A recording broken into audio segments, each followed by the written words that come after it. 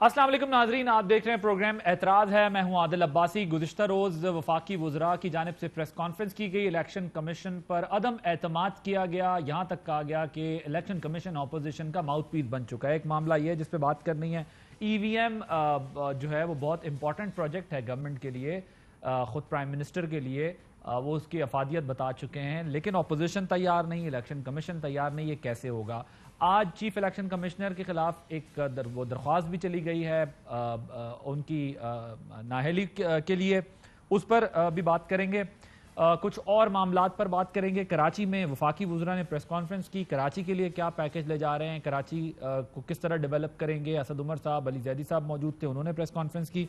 उन्होंने बताया कि तहरीक इंसाफ की हुकूमत वहाँ पर कराची में क्या करेगी, और कुछ अफगानिस्तान से मुताल्लिक अहम डेवलपमेंट्स हैं जिसको हमने डिस्कस करना है। हमारे साथ मौजूद हैं प्रोग्राम के आगाज़ में फवाद चौधरी साहब, federal minister for information and broadcasting. हमारे साथ दूसरे सेगमेंट में मौजूद होंगे मुर्तज़ा वहाब साहब, एडमिनिस्ट्रेटर हैं, पाकिस्तान पीपल्स पार्टी से ताल्लुक़ है। और तीसरे सेगमेंट में हम अफगानिस्तान की सूरत हाल पर बात करेंगे। फवाद चौधरी साहब, thank you very much for joining us. मुझे ज़रा बताइएगा, जो आपने कल बयान दिया है, I will start with it, कि चीफ इलेक्शन कमिश्नर जो हैं वो अपोजिशन के माउथ पीस बन चुके हैं। उन्होंने सियासत करनी है तो मैदान में आ जाएं, इस्तीफा दे दें। आपने भी जज्बात में या गुस्से में कहा था, या बयान पे कायम है अपने आप? देखिए आदिल साहब, बात यह है कि जो इलेक्शन कमीशन का ऑफिस है, हर ऑफिस की एक अपनी रिक्वायरमेंट्स हैं। लिहाजा जो इसी तरह से जजेस की ऑफिस की या इलेक्शन कमीशन के ऑफिस की जो सबसे अहम रिक्वायरमेंट है वो ये है कि एक कौम को उनकी गैर जानबदारी के ऊपर एतबार होना चाहिए। अब आप देखिए कि इलेक्शन कमीशन के जो मामलात हैं, सबसे पहले तो अपोजिशन ने उसके ऊपर एहतजाज किया और जुलूस निकाला। उसके बाद अब हुकूमत की जो पार्टी है और जो जाहिर है अददी अक्सरियत से सबसे बड़ी जमात है, उसके अंदर एक कंसेंसस है कि जो चीफ इलेक्शन कमिश्नर है उनको एतमाद उनके ऊपर नहीं किया जा रहा, और उसकी वजूहात हैं। आपको याद होगा ये जो 37 पॉइंट्स अभी जो इलेक्शन कमीशन ने दिए हैं, ये जो दिए हैं, इससे पहले एक जो इनकी अपना जो इनका सोशल मीडिया पेज था उसके ऊपर एक अफसर की जानिब से ये पोस्ट लगाई गई EVM का मुस्तरद करने की, और बड़ा उसके ऊपर एक मज़ाक़ाखेज़ किस्म का उन्होंने गुफ्तगू की। उसके बाद वफाकी काबीना ने ये मुतालबा किया और कहा इलेक्शन कमीशन से कि इसके ऊपर तहकीकात करें और जो लोग हैं उनको सजा दें। उसके ऊपर कोई कार्रवाई जो है वो इलेक्शन कमीशन की तरफ से नहीं की गई। इसी तरीके से जो इलेक्शन कमीशन का एक अमूमी रवैया रहा है वो यूं रहा है कि वो पार्लियामान से कोई बालातर इदारा है, और जो चीफ इलेक्शन कमिश्नर हैं उन्होंने इस इदारे को मुतनाज़ बनाने में कोई कसर उठा नहीं रखी। लिहाजा अब जब अपोजिशन के पहले लोग कह रहे हैं कि एतबार नहीं है, अब हुकूमत कह रही है कि लोग एतबार नहीं है, तो फिर एक जो तरीका तो यही है कि वो इस्तीफा दें और नई जो चीफ इलेक्शन कमिश्नर मुकर्रर करने का मौका दिया जाए। अब मसला यह है कि जब आप लोग उन पर एतमाद का इजहार करते थे तब अपोजिशन को उन पर एतमाद ख़त्म हो गया था। हालांकि ज़ाहिर है लीडर ऑफ द हाउस और लीडर ऑफ द अपोजिशन की मर्जी के बगैर तो चीफ इलेक्शन कमिश्नर नहीं लग सकते। आज जब आप उन पर अपना जो है वो अदम एतमाद शो कर रहे हैं, अब आप कहते हैं कि जी वो फेयर नहीं रहे हैं, उनका बायस्ड हो गया है अगेंस्ट PTI, तो आज ऑपोजिशन उनके साथ खड़ी है, ऑपोजिशन इलेक्शन कमीशन के साथ खड़ी है। वो कहते हैं हम तो पहले ही EVM को नहीं मानते थे। अब तो इलेक्शन कमीशन भी 37 पॉइंट्स लेके आ गया, बता रहा है कि भाई ये डूएबल नहीं है, फिजिबल नहीं है, ये पॉइंट्स हैं, इनके अंदर ये इश्यूज हैं, और आप लोग उनको कह रहे हैं कि वो घर चले जाएं। इस वक्त तो ऑपोजिशन इसमें आपके साथ नहीं होगी। देखिए ना, यही तो फिर आप देखते ना कि यानी किसी न किसी मौके के ऊपर पहले अपोजिशन ने और हुकूमत ने, दोनों ने, तरफ ने उनके ऊपर अदम एतमाद का इजहार किया है। और ये जो अब क्या है या उस वक्त क्या है उसकी बहस में पड़े बगैर ये ज़रूर है कि दोनों ने किसी न किसी वक्त उन पर अदम एतमाद का इजहार किया है। दैट शुड बी इनफ कि वो अपने ओहदे से लैदा हो जाए। अच्छा, अब जरा ये मुझे बता दें, वो तो नहीं होता, ये जो पिटीशन गई है इसकी हिमायत करते हैं आप लोग? मैंने पिटीशन पढ़ी नहीं है, ना ही मेरा उससे, ना ही जाहिर है कि वो तहरीक इंसाफ की तरफ से गई है। वो तो उसके मेरिट्स हैं और सुप्रीम कोर्ट ही बेहतर उसका फैसला कर सकती है। ठीक, रेफरेंस दायर करेंगे? रेफरेंस दायर करने का अभी तक तो कोई फैसला नहीं हुआ, लेकिन अगर इलेक्शन कमिश्नर जो है वो खुद कोई साहिब फैसला नहीं करते तो जाहिर है वो भी एक ऑप्शन तो होगी। आप लोग उन्हें वार्निंग दे रहे हैं कि इस्तीफा दे दें, नहीं तो रेफरेंस दायर करेंगे? कानूनी तरीके से जाहिर है कि रेफरेंस है, लेकिन कुछ ओहदों के, कुछ जगहों के अपने एक ट्रेडिशंस होते हैं, कुछ हमें अपने वकार भी तो उनको जो है वो कायम करना चाहिए। चीफ इलेक्शन कमिश्नर ने सारी उम्र जो है वो एक सरकारी अफसर की हैसियत से गुजारा है, तो अब अगर उनके ऊपर कोई अगर मेजॉरिटी पार्टीज एतबार नहीं कर रही तो आई डोंट थिंक सो कि हमें इस एक्सटेंट तक ही जाना चाहिए कि कोई निकालेगा तो जाएंगे, हम खुद नहीं जाएंगे। ये भी तो सर ये वैसे एकदम क्या हुआ है? पहले तो आप लोग काफी हद तक उन पर एतमाद कर रहे थे और खुशाइन भी करार दिया, और फिर उनको कहा कि पहले वाले चीफ इलेक्शन कमिश्नर में और इनमें फर्क है, वो जो है वो हमारे खिलाफ थे, ये जो है वो ठीक फैसले कर रहे हैं। क्या वाकया ऐसा हुआ है जिसकी वजह से आप लोगों को लगता है कि अब इन्हें घर चला जाना चाहिए? नहीं, मुसलसल वाकयात हुए, और खुसूसन देखिए, पहली बात तो आदिल अब्बासी साहब इस चीज को आप अप्रिशिएट करें, कभी पाकिस्तान में किसी हुकूमत ने इंतखाबी इस्लाहात को इतना सीरियस नहीं लिया, बल्कि सीरियस ही नहीं लिया जितनी इमरान खान की हुकूमत दे रही है। कभी आपने इससे पहले ये बात नहीं सुनी कि पाकिस्तान में इंतखाबी अमल को शफाफ करने की जरूरत है, और हमने उसके लिए एक बड़ी तवील कंसल्टेशन के बाद हमने अपने 49 जो इस्लाहात का हमारा प्रपोजल है वो हमने पेश किया है। अब इलेक्शन कमीशन के ऊपर या तो हो ना कि पाकिस्तान के ऊपर मुकम्मल तमाम लोगों का एतबार हो। हम देखते हैं कि अभी भी आप सियालकोट का इलेक्शन ले लें, अभी भी कश्मीर, बाकी जो हमारे ज़िमनी इलेक्शन हुए हैं वो ले लें, हर जगह जहां पे जो हारता है वो कहता है इलेक्शन शफाफ नहीं हुए। लिहाजा इलेक्शन कमीशन अपना एतबार कायम करने में तो मुकम्मल तौर पे नाकाम है, इस पर तो कोई बहस ही नहीं है। अब हम अपनी तजावीज़ लेके आए हैं, अब अपोजिशन और इलेक्शन कमीशन को हम ये कहते हैं कि अगर आपको हमारी तजावीज़ मंजूर नहीं है तो आप अपना ऑल्टरनेटिव सिस्टम दें कि ये तजावीज़ सही नहीं है, हम इस तरह से करना चाहते हैं। ना आप वो दे रहे हैं, ना आप हुकूमत को आगे बढ़ने देना चाह रहे हैं, तो ये तो फिर हम फंस जाएंगे ना। एक सर मैं इस नुक्ते से इत्तेफाक करता हूं आपके कि इलेक्शन को मुनसिफाना बनाने के लिए यकीनी तौर पर ऐसे इकदाम करने होंगे जो माजी में नहीं हुए, उसमें टेक्नोलॉजी का यूज भी हो सकता है, आप ऐसी रिफॉर्म्स, ऐसी चीजें ला सकते हैं जिस पर किसी हद तक, क्योंकि मुकम्मल इत्तेफाक इस मुल्क में किसी चीज पे नहीं हो सकता, किसी हद तक इत्तेफाक हो जाए। टेक्नोलॉजी के साथ भी कम से कम मैं अपनी राय का इजहार करता हूं, ईवीएम अगर इसके एतराजात दूर कर दिए जाते हैं, टेक्नोलॉजी यूज की जाती है, ये भी बहुत अच्छा इनिशिएटिव है। इसके सिरे से इनकार कोई दलील नहीं है कि हम बिल्कुल ही टेक्नोलॉजी को नहीं मानते, हम पुराने तरीके से करेंगे। लेकिन हैविंग सेड दैट, अगर आपके वजीर ये कहें कि इलेक्शन कमीशन जो है उसको आग लगा दो और वो जो है पैसे पकड़ता है और इस किस्म के बयानात दें, तो ये भी तो दलील नहीं है ना अपनी बात को मनवाने की। और ऑपोजिशन का भी ये कहना है कि जी हम जब किसी बात पे बहस करना चाहते हैं तो हमें जो है वो नैब और एफआईए से दबा दिया जाता है। देखिए, अपोजिशन की बात तो बिल्कुल ही दुरुस्त नहीं है, और ये खैर आज़म सवारती साहब के जिस बयान का हवाला दे रहे हैं, मैं तो चूंकि वहाँ मौजूद नहीं था, और जो लोग मौजूद थे वही बता सकते हैं कि क्या उसका बैकग्राउंड था, क्यों इतनी हीटेड बात होगी। लेकिन कोई कॉन्टेक्स्ट होगा। आज़म सवारती साहब को जितना मैं जानता हूँ बड़े ठंडे मिजाज के आदमी हैं, आमतौर पर वो ऐसी बात नहीं करते जब तक कोई बात बिल्कुल ही एक्सटेंट पे ना हो जाए। और इसी तरह से जो आप अपोजिशन की बात कर रहे हैं, ये तो बिल्कुल ही लग बात है कि अपोजिशन को इलेक्टोरल रिफॉर्म्स के ऊपर बातचीत के लिए क्या हुकूमत ने नहीं किया। वज़ीर आज़म साहब ने उनको दावत दी, स्पीकर ने जो है वो एक कमेटी क्रिएट की, फिर उनको लेटर लिखे गए कि आप आए बैठे बात करें। सो ये कहना तो बिल्कुल ही लग है कि अपोजिशन जो है उसका, जो अपोजिशन की तरफ से जो है वो ये बातें कही जाती हैं, वो तो ऐसे ही सिर्फ अपोजिशन का प्रॉब्लम यह है कि उनके पास कोई सीरियस नुक्ते पे उनसे बातचीत का है ही नहीं, ना ही उनकी दिलचस्पी है, वो सिर्फ अपने केसेस पे फोकस है। और अल्लाह खैर। ठीक, आप लोग इस पे मुत्तफिक हैं कि ये इसको अगर फेज में कर लिया जाए, ईवीएम के यूज को, लोकल बॉडीज, बाय इलेक्शन और उसके बाद फिर जनरल इलेक्शन के साथ इसको कंडीशनल कर दिया जाए, ठीक है, अगर वहां पर इफेक्टिव हुआ, इसकी परफॉर्मेंस हुई तो फिर ठीक है, हम इसको जनरल इलेक्शन में यूज कर लेंगे, वरना नहीं।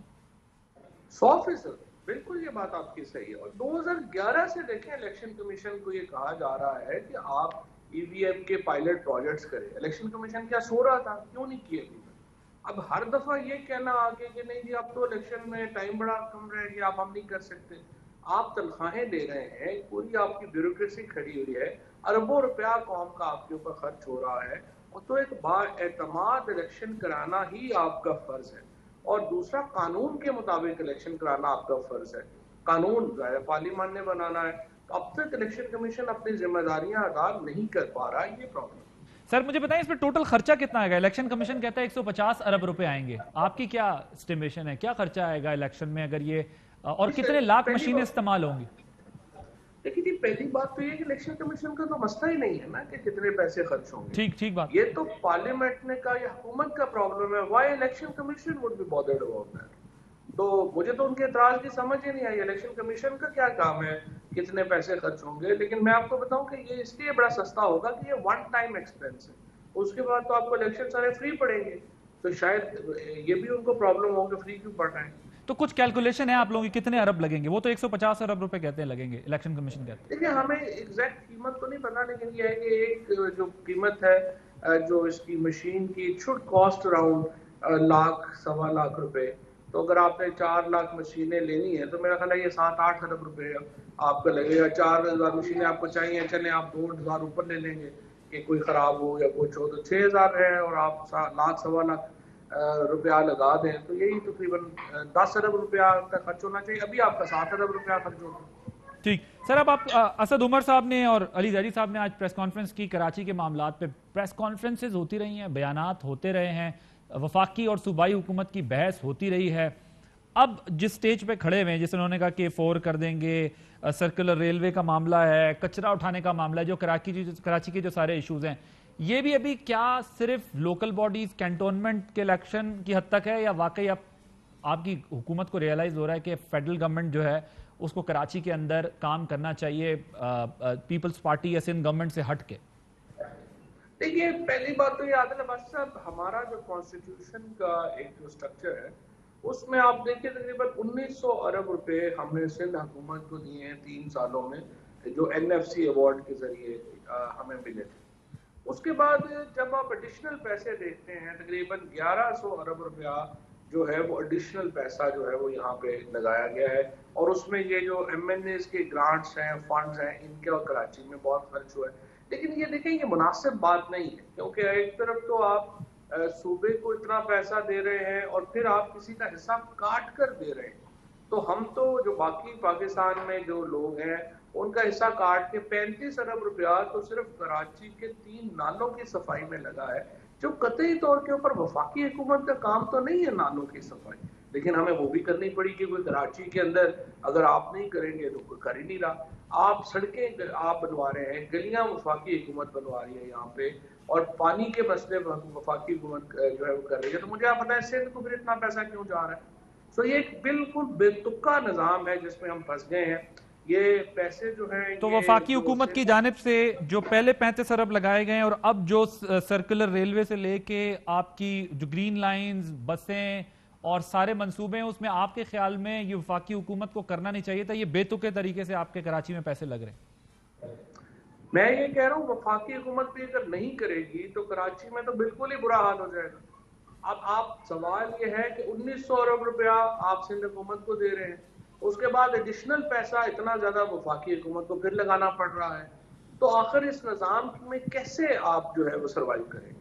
تو جب تک جو صوبائی حکومت ہے وہ اپنی ذمہ داری محسوس نہیں کرے، وہ ایک افیکٹولی ایک لوکل گورنمنٹ کا سسٹم نہیں لے کے آئے گی، اس کو فنڈنگ نہیں کرے گی، تو مسائل تو الٹیمیٹلی انہوں نے حل کرنے ہیں. لیکن ابھی ہو یہ رہا ہے کہ ہم ان کو بھی پیسے دے رہے ہیں اور ایڈیشنل پیسے پھر ہمیں کراچی میں اور ان جگہوں پہ بھی لگانے پڑ رہے ہیں کیونکہ وہ پیسے نہیں خرچ کر رہے. ٹھیک. فواد چوہدری صاحب، آج ایک ملاقات ہوئی ہے DG ISI جو ہیں ان کی اپنے کاؤنٹر پارٹ سے، اور انٹیلیجنس کے جو ریجنل ہیڈز ہیں ان سے ملاقات جو ہوئی ہے، اس میں ظاہر ایک بڑی ڈیولپمنٹ ہے یہ، کیونکہ ماضی میں جب امریکہ آیا، پہلے بھی آیا، جو کچھ افغانستان کے اندر ہوتا رہا، پھر چھوڑ کے افغانستان کو چلے جاتے ہیں.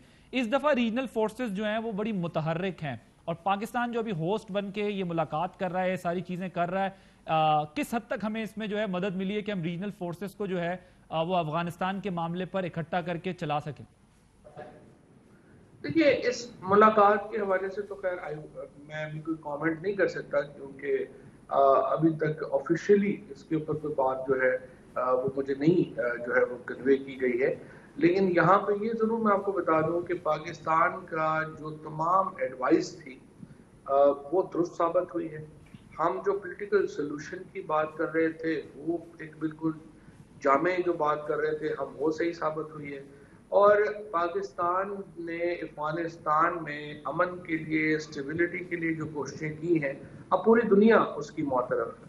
اور ہمارا جو کردار ہے افغانستان کے عوام کو امن اور استحکام کا اور ایک مستحکم سیاسی حکومت کے لیے وہ جاری رہے گا انشاءاللہ. ٹھیک، میں اب ذرا دوبارہ الیکشن والے معاملے کے اوپر ہی آؤں گا. اب آپ لوگ کہتے ہیں کہ ہم جوائنٹ سیشن میں اس کو پاس کروا لیں گے، یہ پاس ہو جائے گا، ہمارے پاس عددی اکثریت ہے جو کہ ہے، لیکن ظاہر وہ چیلنج کرنا جس نے کرنا ہوگا وہ کرے گا چیلنج. لیکن جب آپ پاس کرا لیں گے، اگر الیکشن کمیشن صحیح ہے وہ اس کو کروانے ہیں، الیکشن کمیشن اور اپوزیشن دونوں ہی اعتراضات کے ساتھ اس کو اگر آگے بڑھائیں گے تو الیکشن کی شفافیت کیا رہ جائے گی؟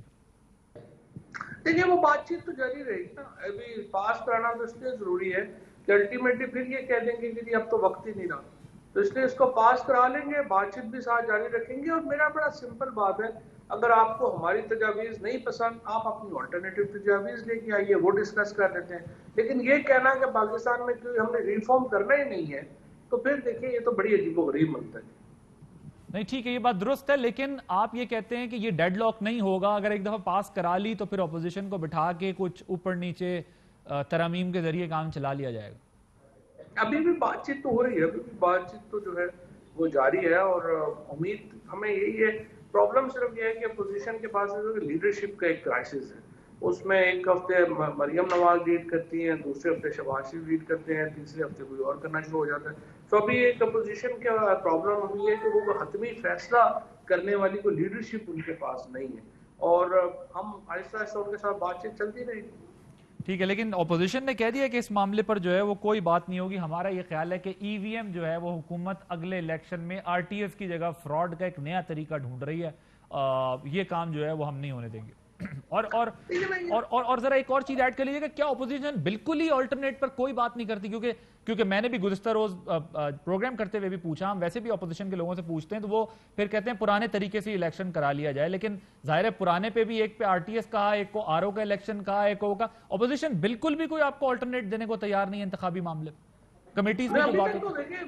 بات یہ عادل کے چلے ہمیں نہ دیں، میڈیا کے سامنے بھی رکھتے ہیں.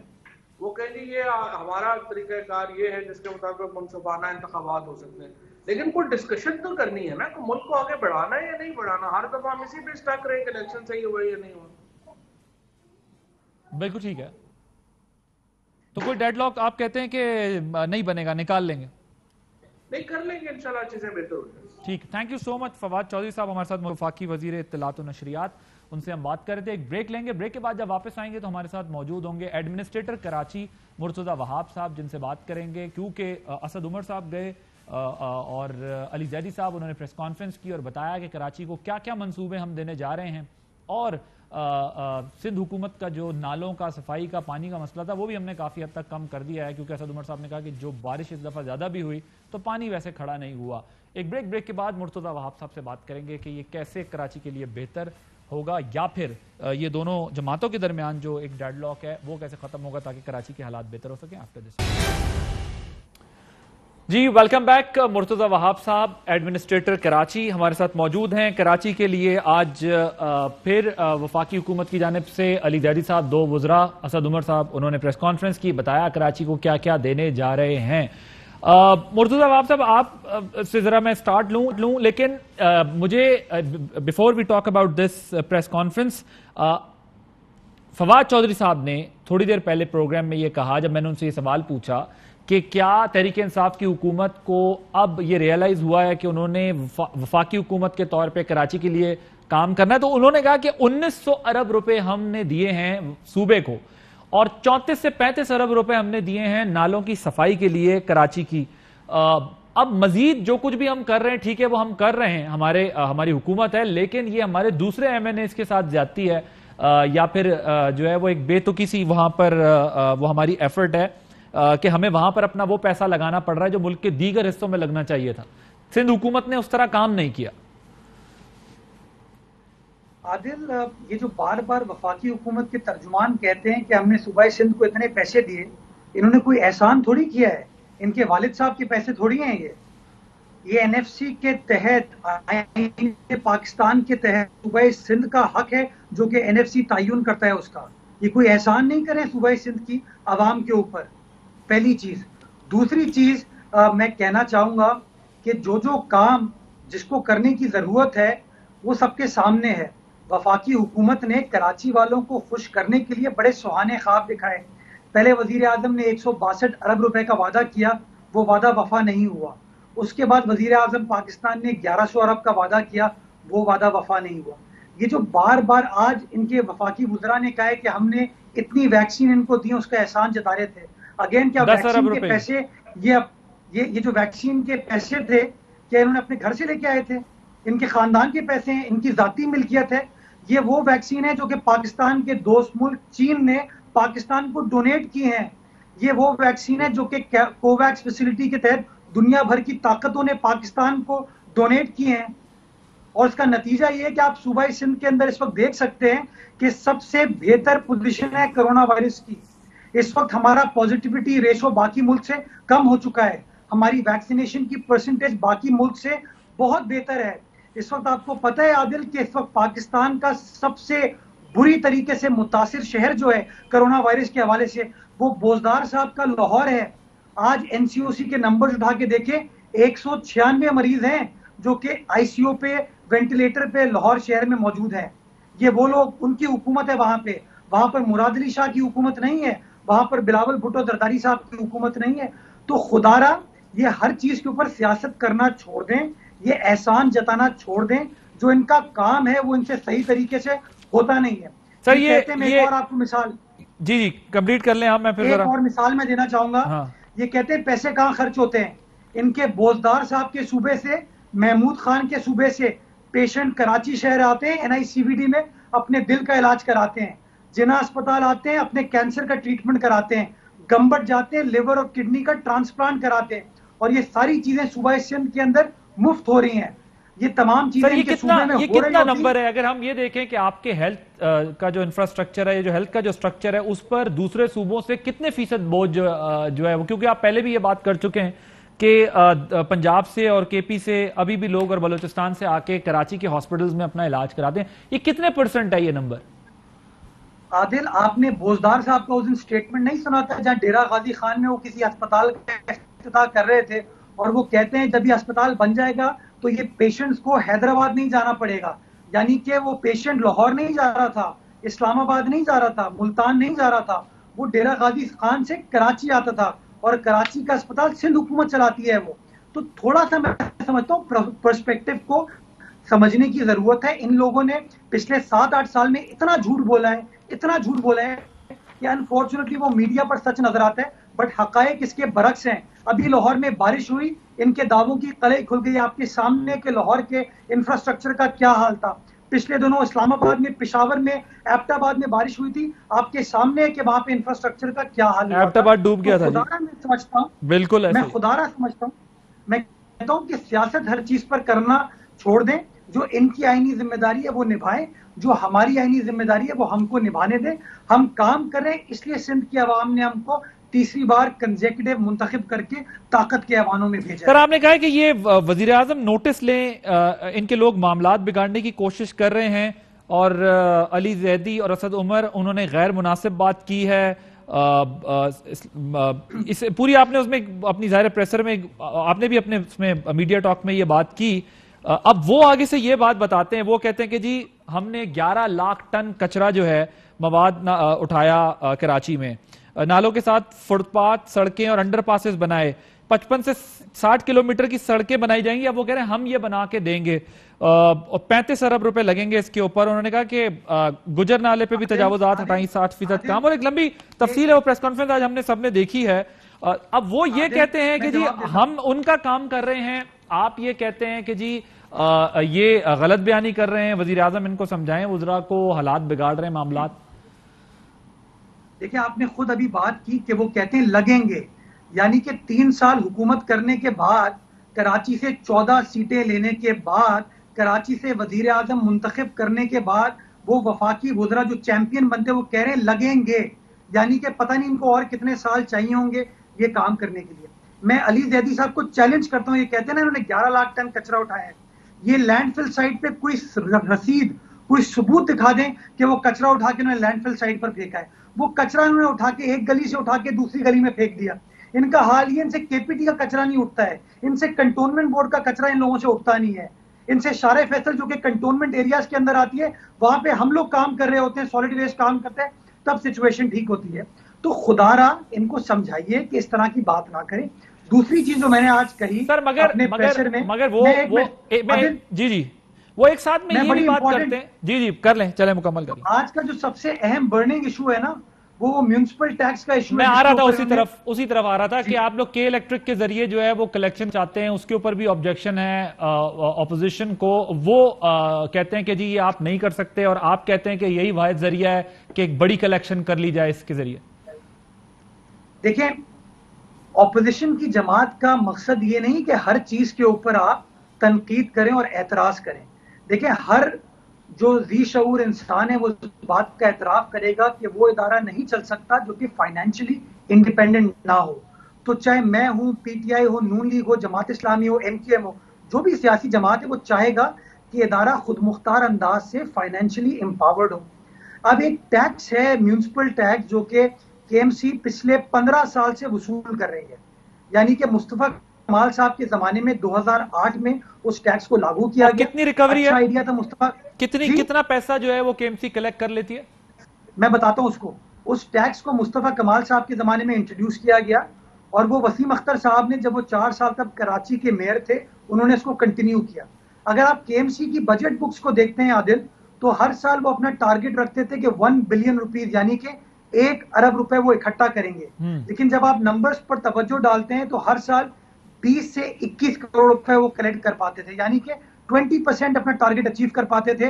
اور اس 20% کا 4.5 کروڑ روپے وہ ایک کمپنی کو دیتے تھے جو کہ ان کے لیے وہ کلیکٹ کرتی تھی، یعنی کہ کراچی والوں کو جو وصول ہوتا تھا وہ 15 کروڑ روپے ہوتا تھا. یہ پرانا ٹیکس ہے، کوئی نیا ٹیکس ہم نہیں لگا رہے. صرف 15 کروڑ روپے وصول ہوتے تھے، اور یہ تھرڈ پارٹی کے تھرو وصول کیے جاتے تھے، اور وہ اپنا پرسنٹیج رکھ کے 15 کروڑ آگے دیتے تھے. جی اب میں نے کیا فیصلہ کیا، میں نے کہا جی جب تک ادارہ خود مختار نہیں ہوگا، اس کے پاس وسائل نہیں ہوں گے، پیسے نہیں ہوں گے، وہ کام نہیں کر سکتا. تو میں نے فیصلہ یہ کیا کہ بجائے اس کے میں اپنے کسی جاننے والے کو کہوں کہ تم یہ ٹیکس اکٹھا کر کے دو، میں کسی اپنے دوست کو کہوں کہ ٹیکس اکٹھا کر کے دو، کسی ایم کیو ایم کے بندے کو کہوں، میں کہا نہیں، ایک وفاقی کنٹرولڈ ادارہ کراچی الیکٹرک جس کو نیپرا کنٹرول کرتی ہے، ریگولیٹ کرتی ہے، وہ ادارہ جو کہ آلریڈی پاکستان ٹیلی ویژن کے لیے بھی اور سندھ حکومت کے لیے کچھ فی اور ٹیکسز کو کلیکٹ کر رہا ہے. تو میں نے کہا کیوں نہ یہ بہتر ہو کہ میں کراچی الیکٹرک کی خدمات اس میں حاصل کروں.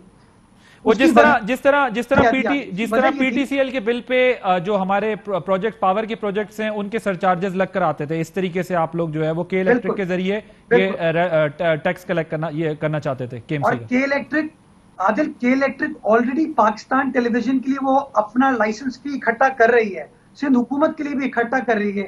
تو کے ایم سی کا کیا قصور ہے؟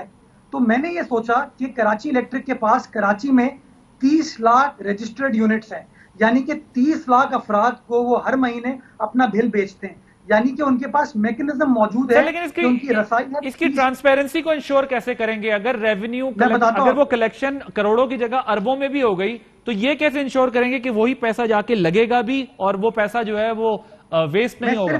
صرف ایک میں اپنی بات مکمل کروں تاکہ کراچی والوں کو یہ بات سمجھ آئے. کراچی الیکٹرک کے پاس 30 لاکھ صارفین کا ڈیٹا ہے جن کو ہر مہینے بل پہنچتا ہے. اگر ہم 200 روپے چارج کریں ایک گھر سے، 200 روپے، اتنا بڑا کراچی صرف 200 روپے چارج کریں ایک گھر سے، تو 60 کروڑ روپے ہمارے پاس مہینہ آئیں گے کے ایم سی کے پاس، یعنی کہ سال میں 7 ارب 20 کروڑ روپے کے ایم سی کے پاس آئیں گے. یہ 7 ارب 20 کروڑ روپے کے ایم سی کراچی کے انفراسٹرکچر کو امپروو کرنے کے لیے خرچ کر پائے گی. میں کراچی والوں سے وعدہ یہ کر رہا ہوں کہ منتھلی ہر مہینے جو پیسے KMC کے اکاؤنٹ میں ٹرانسفر ہوں گے وہ اپنی ویب سائٹ پہ لکھوں گا, پریس کانفرنس بھی کروں گا, تفصیلات آپ میڈیا کے ساتھ شیئر کروں گا, اور ایک ایک پائی, ایک ایک پیسہ جو اس میں سے خرچ ہوگا اس کی تفصیلات بھی شہریوں کے ساتھ شیئر کروں گا. میں سمجھتا ہوں یہ اتنی بڑی کراچی شہر کی خدمت ہونے جا رہی ہے عادل صاحب کہ میں تو 3, 4, 5 مہینے کے بعد ایز ایڈمنسٹریٹر چلے جاؤں گا. جو اگلا میئر آئے گا, خواہ وہ پیپلز پارٹی کا ہو, PTI کا ہو, جماعت اسلامی کا ہو, MQM کا ہو, کسی بھی سیاسی جماعت کا ہو, اس کو 7 ارب روپے, 7.25 ارب روپے سالانہ کی انکم ملے گی تاکہ وہ 7.25 ارب روپے کراچی شہر کے اوپر خرچ کر سکے. ٹورڈز دی ویری وفاقی حکومت سے تو آپ, میں یہ آپ سے کہہ رہا ہوں کہ آپ اگر 7 ارب روپے آپ کی اسٹیمیشن ہے, کلیکشن ہوگی, تو پھر حکومت کو, وفاقی حکومت کو انگیج کریں, یا پھر آپ جو PTI کی وہاں لیڈرشپ ہے انہیں انگیج کریں, ان سے بات کریں, تاکہ آپ لوگ جو ہے وہ مل جل کے یہ کراچی کے لیے بہتری لا سکیں. کیونکہ کراچی میں تو ظاہر پورا پاکستان رہتا ہے, پلتا ہے, بستا ہے, یہ تو پھر سب کی ذمہ داری ہے. یہ آپ نے بڑی امپورٹنٹ بات کی, دونوں کا مجھے جواب دینے دیجیے گا. دیکھیں اس کے اندر جو اسینشل فریق ہے, سندھ حکومت ہم نے اجازت لی, KMC اجازت لی, K الیکٹرک ہم نے اجازت لی. جو چوتھا فریق ہے سب سے امپورٹنٹ, چونکہ نیپرا کو وفاقی حکومت کنٹرول کرتی ہے, ہم نے سب سے پہلے وزیر اعلیٰ سندھ نے وفاقی وزیر خزانہ شوکت ترین صاحب سے ملاقات کی, اور ملاقات میں انہوں نے بتایا کہ KMC یہ کرنا چاہتی ہے. میں شوکت ترین صاحب کا شکر گزار ہوں کہ انہوں نے بڑا پازیٹیو رسپانس دیا. اس کے بعد وزیر اعلیٰ سندھ نے خود چیئرمین نیپرا سے بات کی کل کے روز, اور چیئرمین نیپرا نے بھی کمپلیٹ اپنے سپورٹ کی یقین دہانی کرائی کہ جب باقی ادارے یہ چیزیں کر سکتے ہیں تو KMC کے لیے یہ کیوں نہیں ہو سکتا.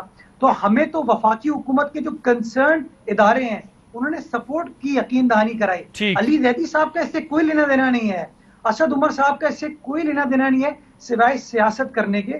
تو میں گزارش یہ کرنا چاہتا ہوں کہ خدا را یہ چیز ہونے دیں, اس میں کراچی کی بہتری ہوگی. دوسری عادل صاحب جو آپ نے بات کی 30 سیکنڈ کراچی میں, ایک صرف بات جی, کراچی میں سارے پاکستان سے لوگ آ کے بستے ہیں, پاکستان میں رہتے ہیں. درست بات. کراچی کے معاملات کو ریزالو کرنے کے لیے KMC اکیلے کام نہیں کر سکتی.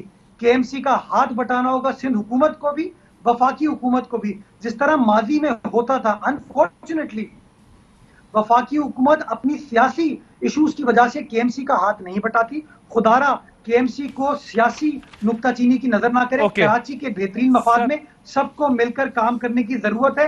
میں چاہتا ہوں کہ ہم سب مل کر کام کریں, اور اس کام کے لیے مجھے جو کچھ بھی کرنا پڑا, مجھے وزیر اعظم کے پاس جانا پڑا میں ان کے پاس بھی جانے کو تیار ہوں, مجھے وزیر اعلیٰ سندھ کے پاس جانا پڑا میں ان کے پاس جاتا ہوں, اور KMC کا مقدمہ رکھتا ہوں. بالکل ٹھیک ہے, دونوں جماعتوں کو مل کے سوچنا پڑے گا.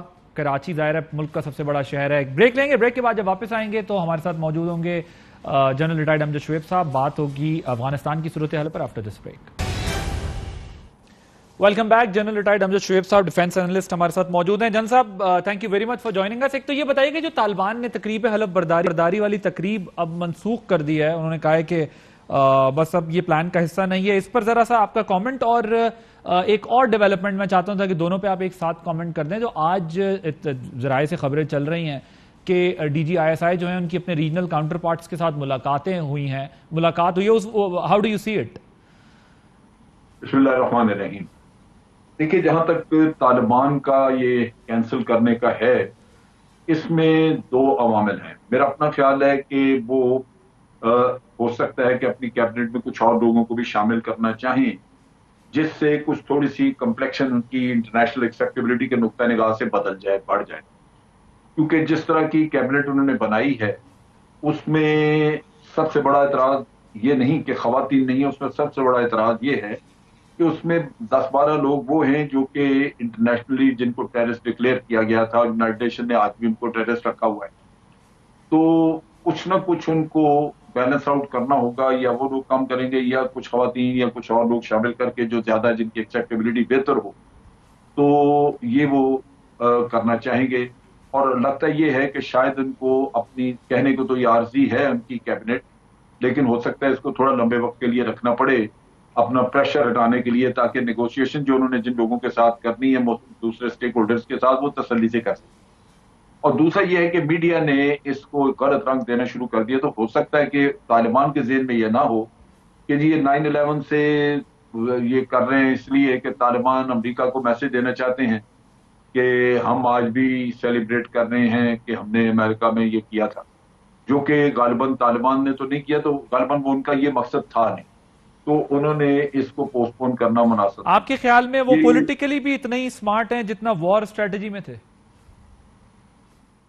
نہیں، میرا خیال ہے ان کے ذہن میں یہ چیز نہیں تھی، لیکن چونکہ سوشل میڈیا پہ اس کے اوپر کافی چلا تو ان کو بعد میں خیال آیا ہوگا کہ یہ چیز جو ہے یہ جس طرح کنوے کی جا رہی ہے پبلک میں، ہو سکتا ہے کہ اس کو ریسیو اچھی طرح نہ کیا، اس کی جو دوسری سائڈ پہ جب یہ میسج جائے گا تو امریکن پبلک کو میسج شاید اسی انداز میں ملے جس طرح سوشل میڈیا میں جا رہا ہے، تو انہوں نے بہتر کیا اس کو اوائڈ کر لیا۔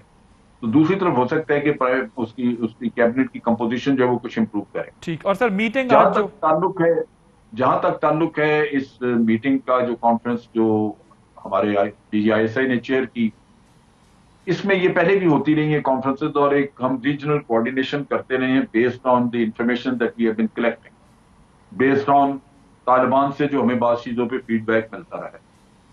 یہاں پہ دو ایک طرح کی جو تشویش ہے بہت زیادہ، وہ ایک تو وہی ریکگنیشن کے نقطہ نگاہ سے، اور یہاں پہ امریکن CIA کے ڈائریکٹر ہو کے گئے ہیں اور وہ ریکگنیشن کے بارے میں اپنے خیالات اور چیزیں ایکسپریس کر کے گئے ہیں، موسٹ پروبلی اس نقطہ نگاہ سے کہ وہ چاہیں گے کہ ریجنل کنٹریز بھی ان کا ساتھ دیں، یہ نہ ہو کہ ریجنل کنٹریز پہلے ریکگنیشن دے دیں اور پھر امریکہ کی یا ویسٹرن ورلڈ کی وقت نسبتاً کم ہو جائے تو ریکگنیشن کا اتنا مسئلہ نہ رہے اور وہ ڈیلے ہو جائے ریکگنیشن۔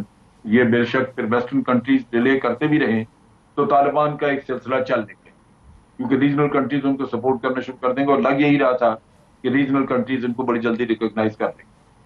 دوسرا ایشو جو لگتا ہے وہ یہ ہے ٹیررزم کے بارے میں۔ چائنا خاصا اس چیز کے اوپر ریسٹیو ہے، ہمارے بھی بے حد بہت سارے شکوک و شبہات ہیں۔ مثلا طالبان نے یہ کہا تھا کہ ہماری سرزمین سے ٹیررزم نہیں ہوگا کسی ملک کے خلاف، تو میں نے سنا ہے کہ چائنیز نے ان کو کانٹیکٹ کیا، اس ترکستان والے جو ہیں ان کو طالبان نے کسی اور طرف بھیج دیا، اور چائنا کو انہوں نے کہا جی کہ اب وہ ہمارے ملک میں نہیں ہیں، ہم نے ان کو ملک بدر کر دیا۔ تو ملک بدر کرنے کا مطلب یہ ہے کہ اب وہ کسی اور جگہ چھپ چھپا کے وہاں سے کاروائیاں کرتے رہیں، تو کیا وہ ایکسیپٹیبل ہوگا چائنا کو؟ میرا خیال ہے کہ ہمارے ریجنل کنٹریز کا مقصد یہی تھا کہ ان کو افغانستان میں بے شک رہیں لیکن ان کو یہ کام نہ کرنے دیا جائے، یا ان کو ایلیمینیٹ کر دیا جائے، یا اگر وہاں رہیں تو ان کو اسی کنڈیشن پہ رکھا جائے کہ یہاں پہ وہ پیسفلی رہیں گے، کسی کے خلاف کچھ نہیں کریں گے۔ تو یہ ایشو جو ہے میرا خیال ہے کہ ابھی یہ ڈیٹیل ایڈریس کرنے والا ہے، کیونکہ رشیا کو، ایران کو داعش سے بہت بڑا خطرہ ہے، اور وہ اس چیز کو بھانپتے ہوئے انہوں نے طالبان کا ساتھ دیا تھا۔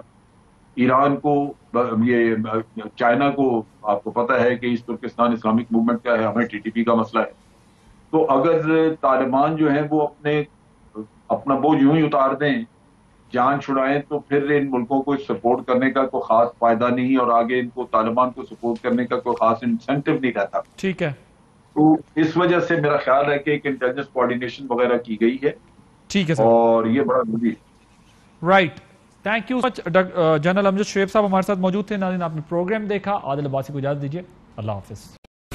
اہم ترین خبریں اب ایک کلک کی دوری پر، آپ کے پسندیدہ ٹاک شوز ہوں یا اہم ملکی یا غیر ملکی شخصیات کی نیوز کانفرنسز، ہر لمحہ باخبر رہنے کے لیے سبسکرائب کریں ہمارا YouTube چینل۔ موسم کی صورتحال ہو یا کھیل کے میدان سے خبریں، اپنے موبائل فون سے ملکی اور بین الاقوامی اہم خبروں تک رسائی کے لیے ڈاؤن لوڈ کیجیے موبائل ایپ۔ باوثوق ذرائع سے مصدقہ خبروں، تجزیوں اور تبصروں سے مستفید ہونے کے لیے وزٹ کیجیے پاکستان کی سب سے بڑی نیوز ویب سائٹ www.arYnews.tv۔ ان سب کے علاوہ پاکستان کا سب سے بڑا فیس بک پیج ہو، سب سے بڑا نیوز انسٹاگرام اکاؤنٹ یا پھر ٹویٹر، ARY نیوز پہنچا رہا ہے خبریں سب سے پہلے آپ تک، تاکہ آپ رہیں ہر لمحہ باخبر۔